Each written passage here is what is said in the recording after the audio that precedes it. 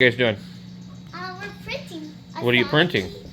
A Sonic keychain. Oh, okay. And there's a hole in it to tie something into it to make it work. So it can go on the backpack. Yeah. Our backpacks. So when this one gets done, then we'll just push reprint then. If you want to reprint something, press the reprint button. This one doesn't actually do that. Or press the options. It says L, T, O. You got to be careful when you reactivate the screen on this. Because sometimes it... T-O. T-O. It says T-O. Toauto. Can I have a tablet? Can I play this on werewolf game? Please? Hey, I thought we were over here 3D printing.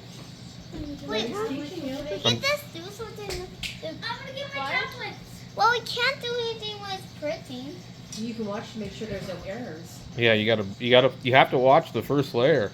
If the first layer gets screwed up, the whole thing will ball up and sometimes it'll break the print head off, the nozzle and all that. What are we gonna do?